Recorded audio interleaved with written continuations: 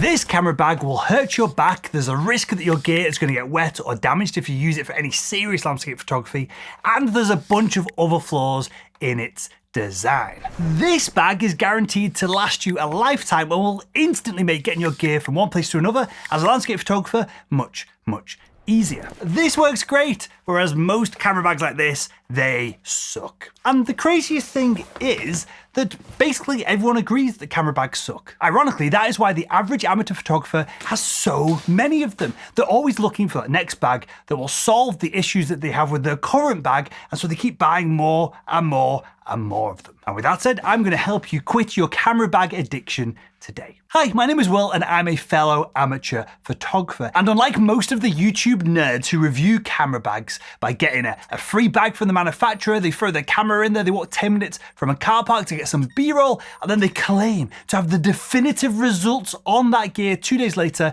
basically so that they can publish a video and cash their brand sponsorship check. Well, I've actually put a bunch of bags through their paces in the mountains, and slightly different here, I've got no affiliations with any of the bag manufacturers. So, with that said, why do camera bags suck? Camera bags suck for a whole bunch of reasons. First off, almost all camera bags designed for landscape photographers have the zips to get access to your camera gear at the back of the bag. This is so that you can put down the outer side of your bag on a muddy floor when you're accessing your gear, when you're getting your cameras out, so that the camera straps and that side of the bag don't get covered in mud and crap. Now, this kind of makes sense other than one major glaring flaw with the position of these zippers. And that issue is that these zippers tend to leak when the weather gets poor. Now, think about it. You've probably got a rain cover covering the top, the outer, and the sides of the bag, which does a great job at keeping your precious camera gear dry. But then there is this space between the very wet back of your coat and the non-waterproof zippers on the bag where water can ingress, because obviously the rain is coming down vertically. I've had a bunch of camera bags leak in this very spot over and over, very predictably as well. And now, sure, most modern camera systems can survive a little bit of moisture, but it's not ideal. Which leads us on to the next issue, the comfort of camera bags on long hikes. I've not come across any camera bag that has any system to keep the bag away from my back when I'm hiking. Basically, they all work like this, where there's just a flat panel and then your back sits along it. And when the bag is sat directly on your back, undoubtedly you're going to get sweat buildup when you're working hard, slogging up that hill to get your sunrise shot in. Now, a bit of sweat on your back might not seem like a big deal, but it is a problem in the mountains. When you're working hard, climbing a big hill, obviously, you sweat.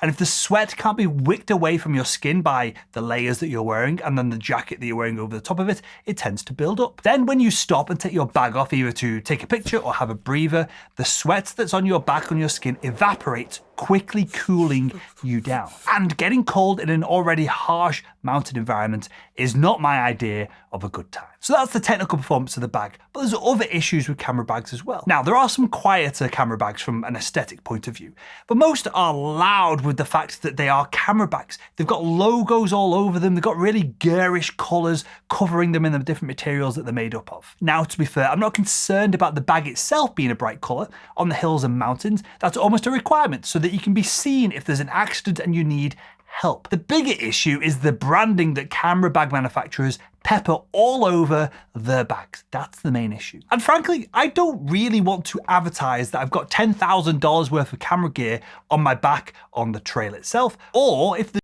people looking in car windows for a sucker to rob, they're just going to smash the window, grab the bag. I'd rather them not recognize camera bag brand names all over the gear that I've got in my boot. And the final nail in the coffin for camera bags for landscape photographers is the fact that they're so damn expensive. Now, I won't call out any specific brands here, as I get it right. You're developing a somewhat niche product with a relatively small production run, and so these bags are never going to be really cheap.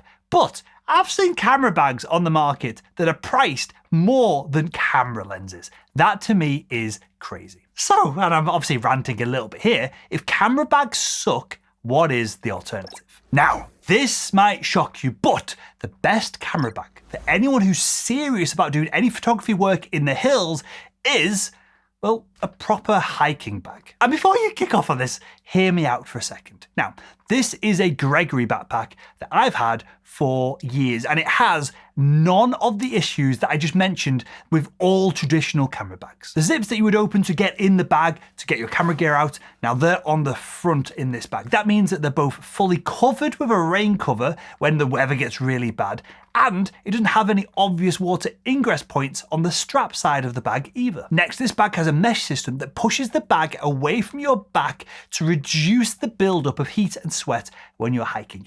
And it makes an absolute massive difference. Seriously now, right, no nonsense here. I have no idea why camera bag manufacturers haven't built a bag with a suspension system like this yet. It seems to me, and other landscape photographers that I knock around with, it seems obvious. Lots and lots of hiking bag manufacturers have their own similar systems, and so it can't be an issue with a patent that locks camera bag manufacturers out of it or something like that. There can't be too much holding them back here. This suspension system for me is a must when I'm up on the hills in the mountains with a somewhat heavy bag at times. Now, to be fair, there are a few camera bags that have an internal frame system, which is important to keep the bag structure when it's full of heavy gear.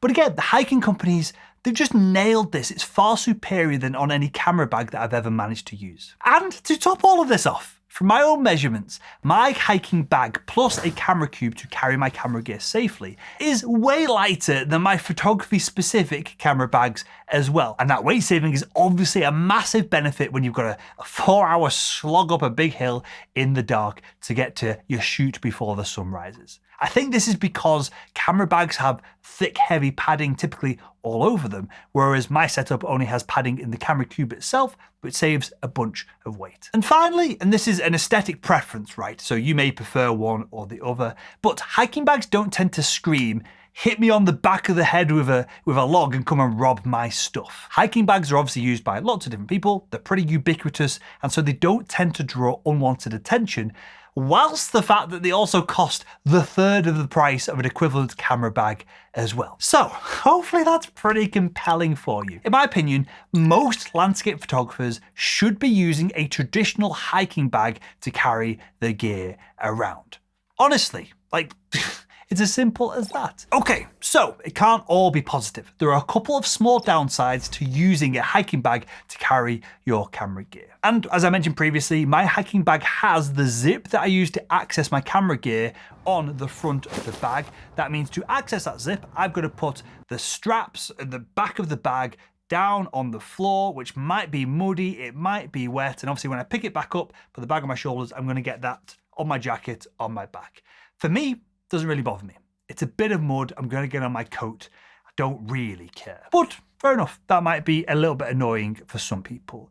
And, well, that's basically it. That's basically the one downside that I've found from using a traditional hiking bag with a camera cube versus a camera bag for landscape photography. So you're probably thinking at this point, Will, if you're so smart and you've got this nailed, show us your setup so I can call out all of the flaws that you haven't called out in the comments. Okay, let's do just that. Right now, I use a Gregory Zulu 40-litre rucksack, which comes with a lifetime warranty from Gregory and a Peak Design camera cube in a medium size to hold my camera gear. As I mentioned, the zip to get access to the camera gear is on the front of the bag, and it gives me access to the 2 bodies and 2 lenses that I typically take out in the mountains. Additionally, I always take a first aid kit and a puffy jacket, no matter what the weather, and a GPS unit that has an emergency function there as well. Then the rest of the items that I pack obviously depend on the photo shoot I'm doing, the hill, the location, the weather, and all that good stuff. The only other addition I've added to the rucksack is that I've added this clip that goes on one of the attachment points at the top of the bag,